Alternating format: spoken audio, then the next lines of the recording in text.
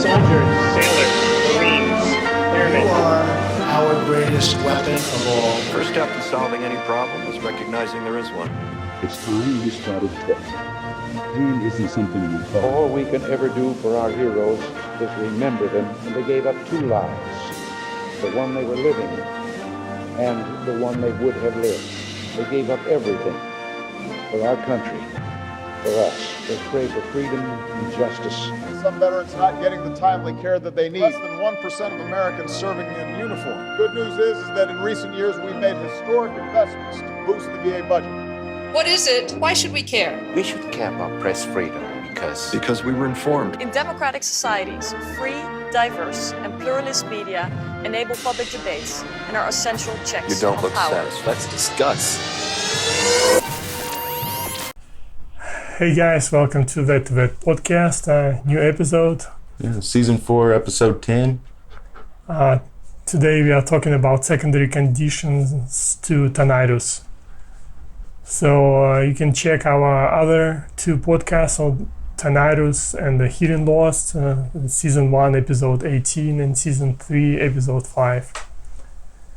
And so tinnitus, or ringing in the ear, is not a disease but a symptom which can result from a range of underlying causes, including the prolonged exposure to abnormally loud sounds in the ear canal, ear infections, foreign objects in the ear, nasal allergies which prevent or induce fluid drain or wax buildup. And tinnitus can also be noticed as a part of the natural aging process, as a side effect of some medications or genetic hearing loss. However, the most common cause is noise-induced hearing loss. Thank you, 3M. So let's go into our today's topic. So the overview of tinnitus. Generally speaking, tinnitus refers to the perception of noise or ringing in the ears. Tinnitus affects approximately 15 to 20% of people in the United States and a disproportionate number of veterans. Most often, tinnitus is a symptom of an underlying condition such as hearing loss, ear injury, or a circulatory system disorder. Although it is very bothersome and can lead to significant impairment in everyday life, tinnitus is not typically life-threatening. The most common tinnitus symptoms may include phantom noises in the ears such as ringing, buzzing, roaring, clicking, hissing, humming, things like that. Such phantom noises may vary in pitch from a low to a high and can occur in one or both ears. In some cases, the noise can be so loud that it interferes with the individual's ability to concentrate or hear external sounds. Furthermore, tinnitus may be present at all times or it may come and go. There are two main types of tinnitus, one of which is significantly more common than the other. Subjective tinnitus. Tinnitus only you can hear. The most common type of tinnitus, it can be caused by problems in the outer, middle, or inner ear, problems with auditory nerves, or problems with the part of the brain that interprets nerve signals as sound. Objective tinnitus, tinnitus the doctor can hear when they perform an examination, is extremely rare. It can be caused by a blood vessel problem, a middle ear bone condition, or muscle contractions. So what are the causes of tinnitus? There are a number of health conditions that can cause or aggravate tinnitus, but an exact cause is not always established. However, in many people, tinnitus is caused by one of the following. Age-related hearing loss. Hearing loss often occurs around age 60 and progresses over time. Such hearing loss may cause tinnitus. Exposure to loud noise. Loud noises can contribute to tinnitus and hearing loss. Both short-term and long-term exposure to loud sound can cause permanent damage. Airwax blockage. Airwax protects the ear canal by trapping dirt and slowing the growth of bacteria. However, when too much earwax accumulates, it becomes too hard to wash away, naturally causing hearing loss or irritation of the eardrum, which can lead to tinnitus. Ear bone changes. Stiffening of the bone in the middle ear may affect hearing and cause tinnitus. Migraine disease. Tinnitus can be an early indicator of Migraine disease, an inner ear disorder that may be caused by abnormal inner ear fluid pressure. TBI, traumatic brain injury, can cause tinnitus by auditory nerve damage? Tinnitus can often be improved with appropriate treatment and intervention. For example, tinnitus may be treated with noise suppression, including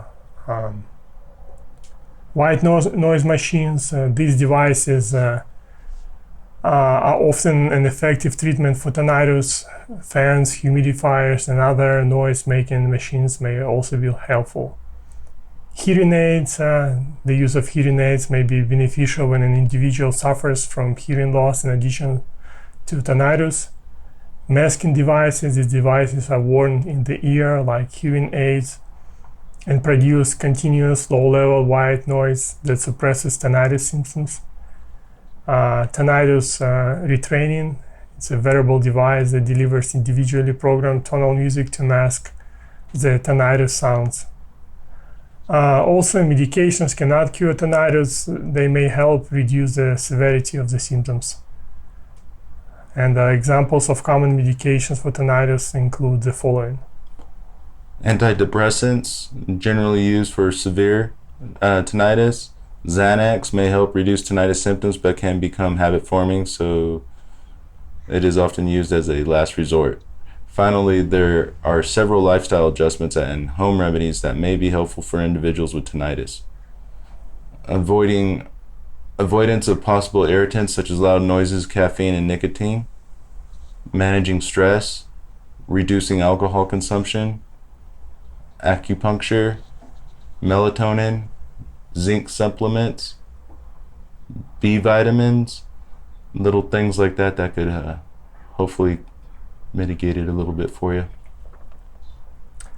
So tinnitus is one of the most frequently claimed conditions for service connection. While on active duty, service members are consistently exposed to loud noises, including gunfire, machinery, armored vehicles, aircraft, and other combat-related noises. In addition, many veterans cope with TBI stemming from traumatic injuries or exposure to improvised explosive devices, IEDs. As a result, tinnitus and hearing loss are common conditions from which veterans suffer. And symptoms of tinnitus can be more pronounced at night when one is lying down to sleep simply because it is quieter. And for service members on active duty, however, quiet may not be something that is experienced very often. And for this reason, the veteran may not even notice the tinnitus symptoms until long after they are discharged from service, at which point they may decide to file a claim for VA disability benefits. To establish service connection for tinnitus on a direct basis, veterans must prove that there is a connection between their diagnosis and their time in service. Specifically, the following elements must be presented. 1, current diagnosis of tinnitus. 2, an in-service event, injury, or illness. And 3, a medical nexus linking the current diagnosis of tinnitus to the in-service event, injury, or illness. The following types of evidence are often used to develop and strengthen claims for tinnitus. Service personnel records.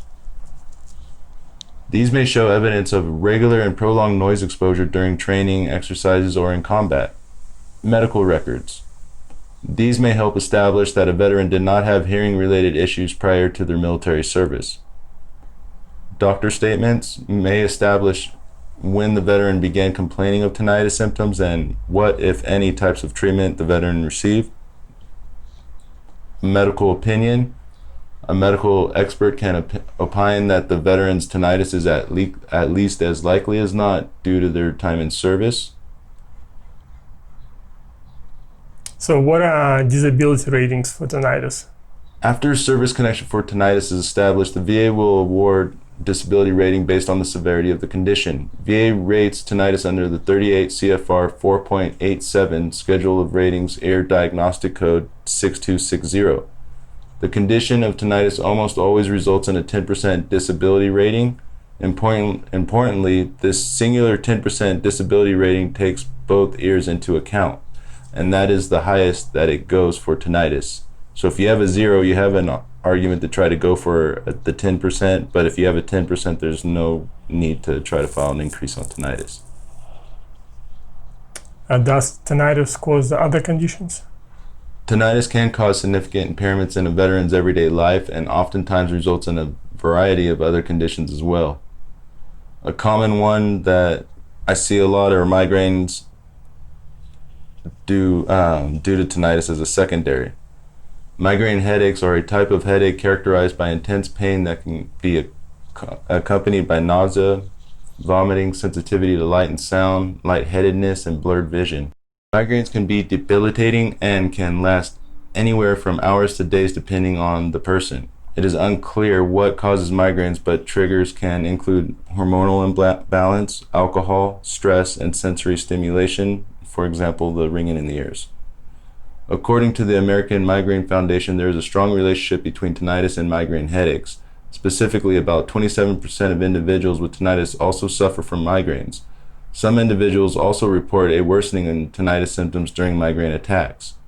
Recent studies suggest that tinnitus and migraine co-occur as a result of spontaneous abnormal neural activity. However, more research needs to be done in this area. Another one that's fairly common, especially with my older vets, is depression secondary to tinnitus. Depression is a serious mental health condition that affects the way a person thinks, feels, and acts. Symptoms of depression tend to vary amongst individuals.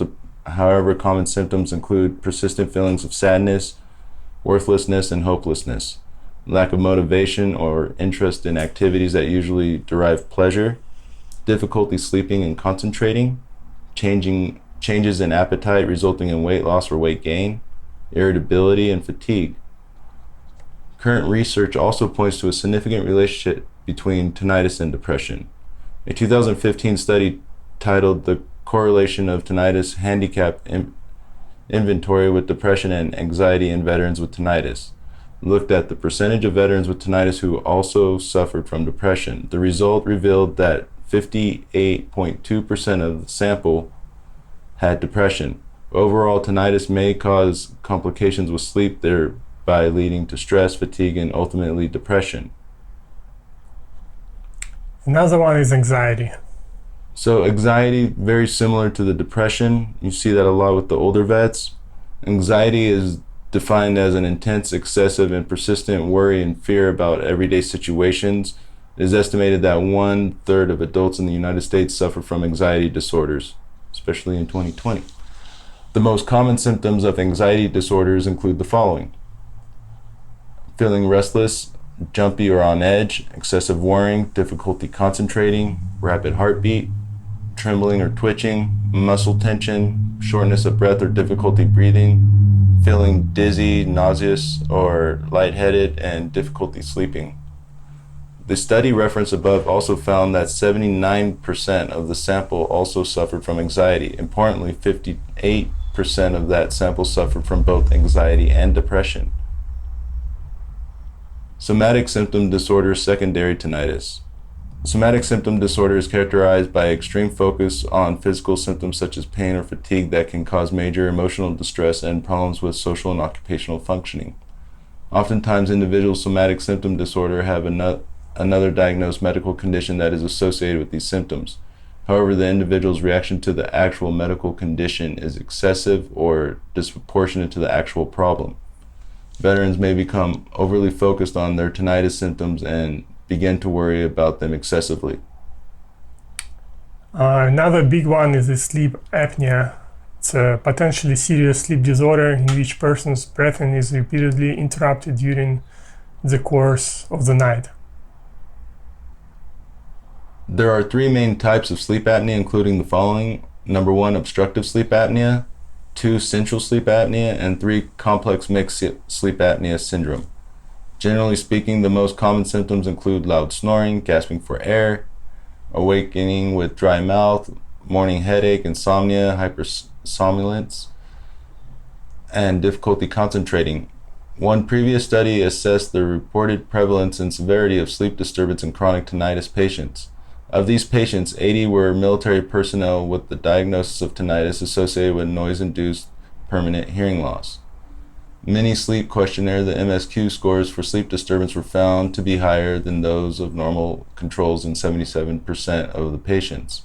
The highest MSQ scores in tinnitus patients were for delayed sleep, morning awakenings, mid-sleep awakenings, morning fatigue, and chronic fatigue. Secondary service connection for secondary conditions to tinnitus. A secondary service connection is one that results from a separate condition that is already service connected. For example, if a veteran is service connected for tinnitus and later develops one of the above mentioned conditions as a result, like the headaches, they may be eligible for secondary service connection. Filing a claim for a condition secondary to tinnitus involves the same process as filing a claim for service connection. Specifically, the veterans will fill out and submit VA Form 21-526EZ, an original claim for service connection. Veterans may do so online using the e-benefits portal, in person at their local regional offices once we are allowed to, or with the help from a veterans advocate. Importantly, there is certain evidence that veterans should include with their claims for secondary service connection. Specifically, veterans will need to demonstrate two things to the VA to be granted service connection for secondary conditions to tinnitus. Number one, a diagnosis for their secondary condition, and two, medical evidence showing the link between the service connection, tinnitus, and their secondary condition. So your best bet normally when it comes to secondaries is trying to get doctor's letters saying more likely than not. And that'll give you better odds. That's it, guys, for today's podcast. Have any book, great movie you would like to recommend? I've been really kind of focused on the cryptocurrency thing lately, really. And I think that's going to be a big thing for the next couple of years coming up. So if you guys are into the crypto thing, look into it. I think it might be something that's worth looking into. Yep. But I don't really have a specific book. It's kind of more articles and things. And quote or words of wisdom of the day? Alone we can do so little. Together we can do so much. Said by Helen Keller.